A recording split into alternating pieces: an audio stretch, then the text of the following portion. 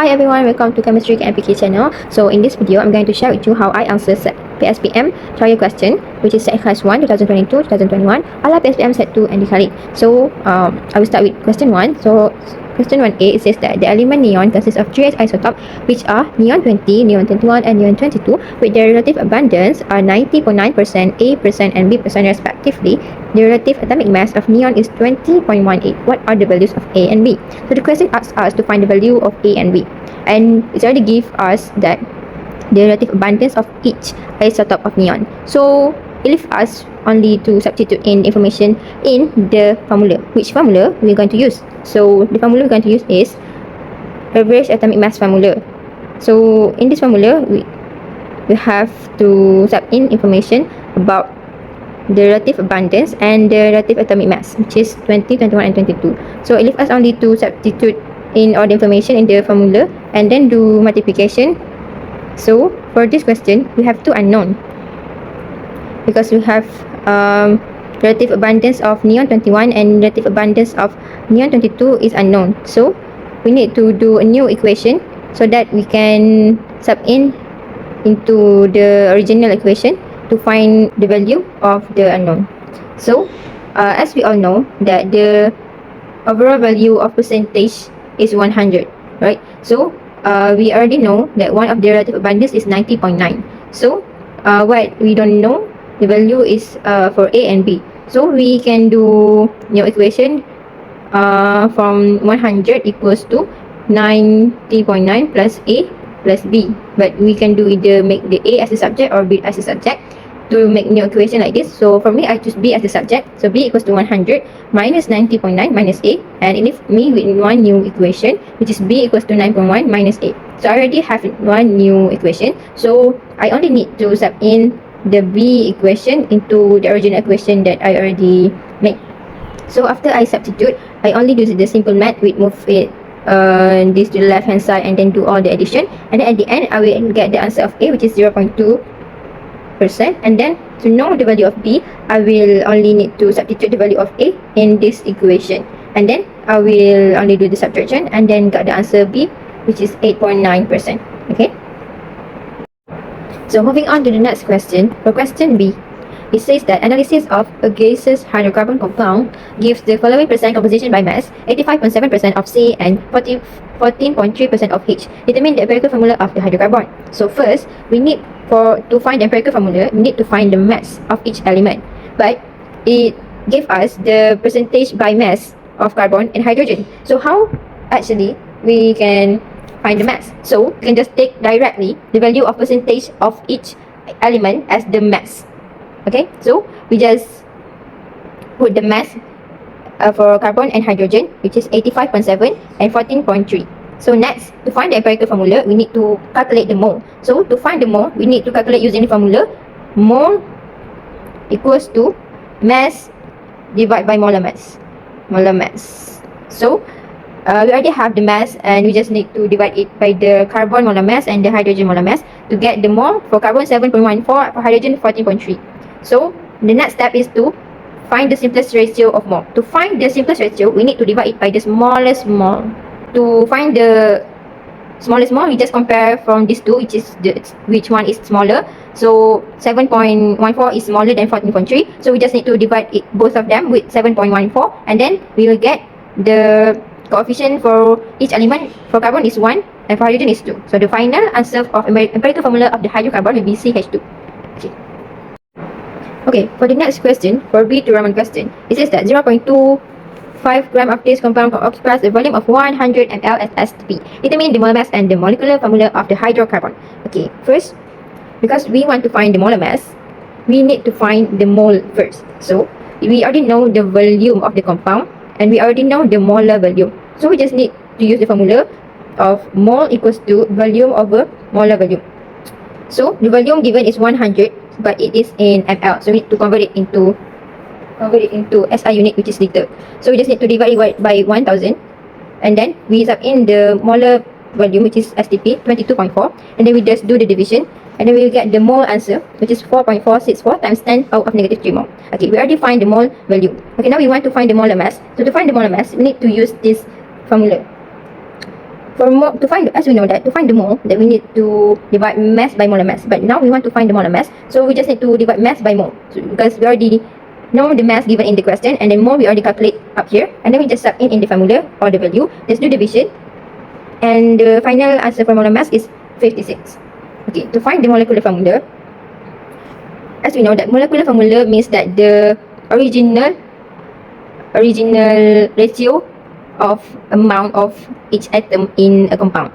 So to do so, we need to know the empirical formula. We already calculate the empirical formula up here in the B1 Roman question, which is CH2, and we already know the molar mass. Okay, to find the molecular formula, we need to calculate the molecular mass of the empirical formula.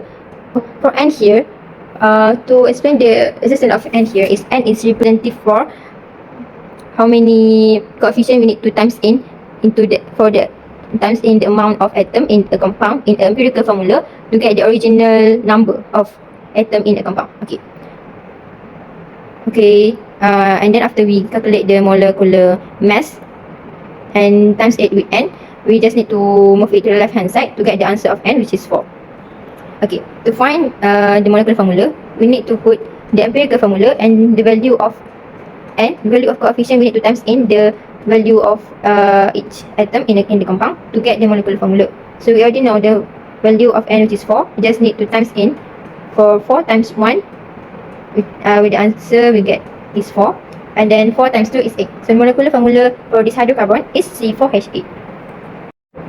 Okay, now moving on to the C question. It says that the density of 1.28 molar copper sulfate solution is 1.195 gram per milliliter. Calculate the molality of the solution. Okay, to find the molality of the solution, we need to know the mole of solute and the mass of solvent. But now we know neither one of this information. So we only know the density and the molarity. So we need to dig out the information from density and molarity. So first we use the density given. So the formula for density is mass of solution divided by volume of solution. But we don't know the volume of solution. The same as when we look at the formula of molarity, we need to divide mole of solute by volume of solution, but we don't know the volume of solution. So we need to assume the volume of solution as 1000 or 1 liter. So the value of why I choose 1000 is because it's easier to calculate. We can choose any value, but 1000 is easier to calculate. Okay, so as I already assumed, I already know the value of solution, and I can now calculate the mass of solution. So the reason why I use 1000 ml and not 1 liter is because the original unit of density is gram over milliliter. So I need to follow the original unit of the density. Okay, so I use milliliter. So 1000 milliliter, move it to the left hand side, and then do the multiplication, and then the mass of solution obtained will be 1195 gram. Okay, now I will use the molarity to find mole of solute. So the value of molarity given here is 1.28.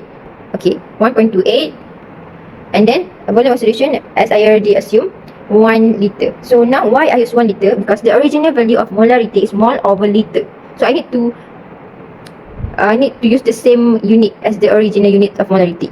So I cannot use ml here because it's not the same as the original unit of molarity. Okay, so I use 1 liter. So now I can know the mole of solute by using the simple math here, and then the mole of solute I obtain is 1.28. Okay, to find the molarity, we need to know the mass of solvent. So to know the mass of solvent, we need to use this equation. Mass of solution equals to mass of solute plus mass of solvent. So mass of solvent, we already calculate. Mass of solution, we already calculate from density formula. And now we can calculate mass of solute because we already know the mole of solute. So we just use the formula to find the mass of solute.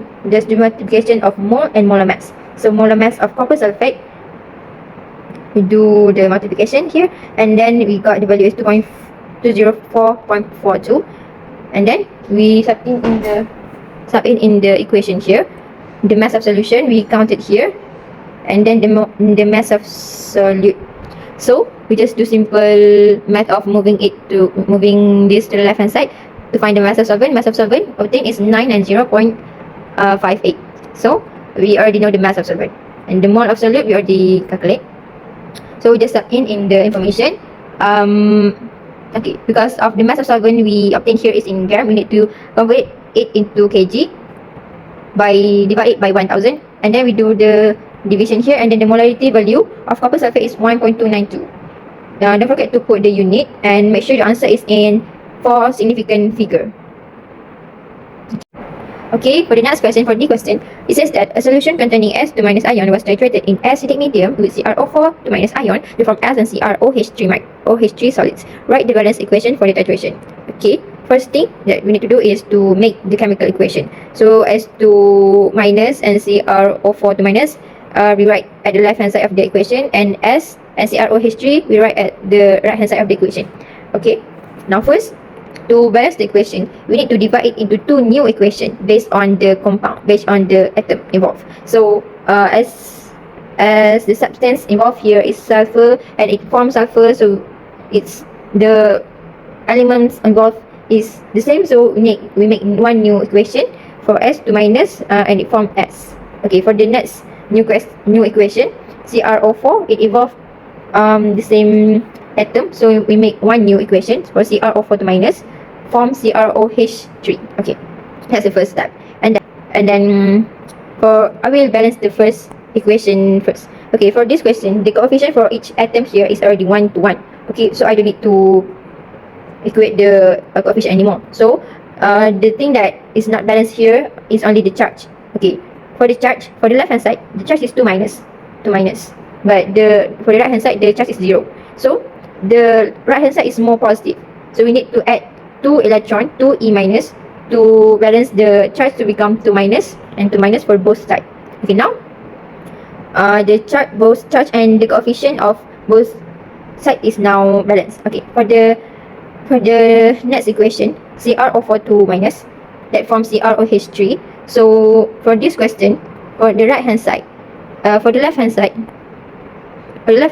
we have 4 oxygen. But for the right hand side, we only have 3 oxygen. So we lack 1 oxygen here at the right hand side. So we need to add H2O, because to balance the O, we need to add H2O. So now the oxygen for the right hand side is 4, and the oxygen for the left hand side is 4. But for the left hand side, we have 5 H. But for the left hand side, we don't have any H. So we need to add 5 H plus to balance the value, to balance the amount of H. Okay, now the value of the coefficient of Cr, O, and H for both sides is now equal. But now we need to balance the charge. So for now, we have 5 plus and minus 2. So we have 3 plus charge for the left hand side. And for the right hand side, we have 0 charge.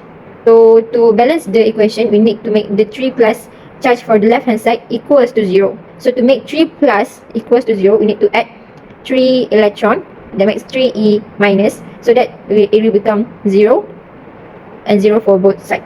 Okay, now both charge and coefficient for each atom in the equation is now balanced. But okay, now the next step is to equate the coefficient of electron. Okay, alright, before we equate the coefficient of electron, we can observe here that for sulfur, it don't need electron, and for CrO4 to minus, it receive electron. So from here we can deduce that for this equation it is oxidation, and for the second equation it involves reduction.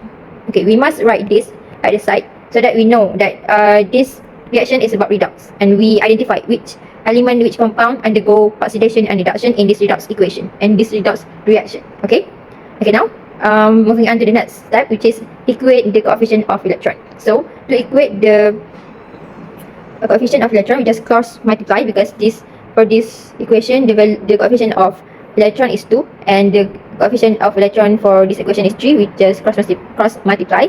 So first equation times 3, the second equation times 2. Okay, we will get the new equation 3. Okay, now both of the coefficient of electron is now equal, so we can both cancel out both of the electron of the two equation, and now we just need to combine both of the equation to make one new long chemical equation. So for the left hand side, we combine it to the left hand side, and for the right hand side, we combine it to the left hand side, to the right hand side. Okay, the balance equation will look like this. Because this is the acidic medium, so we can just leave the H plus here. But if it is a basic medium, we need to remove the H by adding OH at both sides, and it will form H2O. But this is the acidic medium, so we can leave it as H plus. Okay, for the D2 Roman question, it says that how many grams of CrOH3 solids produced if 25 ml of 0.206 molar of CrO4- are treated with 22.5 ml of 0.374 molar S2-. So for this question, we already know the substances involved here, and we need to make the chemical equation. But we already find the balance equation in the first Roman question, so we can just copy the equation. Okay, it says from the balance equation, we can do stoichiometry and find the mass of CrOH3 solids. But the first step that we need to do is to find the limiting reactant, because to do the stoichiometry, we cannot do stoichiometry with excess reactant. So we need to find the limiting reactant first to find the mole of the CrOH3, and only then we can find the mass of CrOH. Okay, the first step is find the limiting reactant. Okay, to find the limiting reactant, we need to calculate the mole of both substance first. So for CrO4-, we use the formula for N equals to MV over 1000. Because for CrO4-, we already know the molarity and we know the volume, so we just add in the information, and then we get the mole of CrO4- is 5.15 times 0.13. And then for mole of S2-, we also use this formula, N equals to MV over 1000, because we already know the molarity and the volume, and then we will get the mole. Okay, we'll do the stoichiometry to find the limiting reactant. So from balance equation, we can observe that 2 mole of CrO4- equivalent to 3 mole of S2-. Okay, for CrO4-, we want to know that if 5.15 and 10 power of -3 mole CrO4- reacts, how many S2- needed to do the reaction. Okay, we need to find the mole of S2- needed. We need to multiply the value of CrO4- mole with the mole of S2- and the mole of CrO2- from the coefficient of the balance equation. Okay, from the division, we will get the mole of S2- needed, which is 7.725 times 10 power of -3.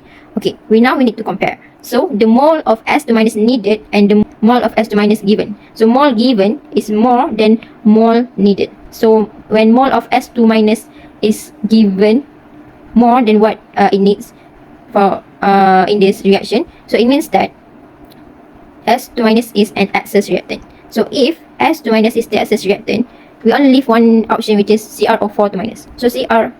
So now we can conclude that CrO4- is the limiting reactant. Okay, now we already know the limiting reactant is CrO4-. Okay, now we can do the stoichiometry to find the mole of CrOH3. Okay, from the balance equation that we know 2 mole of CrO4- equivalent to 2 mole of CrOH3. So we do stoichiometry like this. So we want to know if 5.15 times 10 of power of -3 mole CrO4-, how many CrOH3 will produce.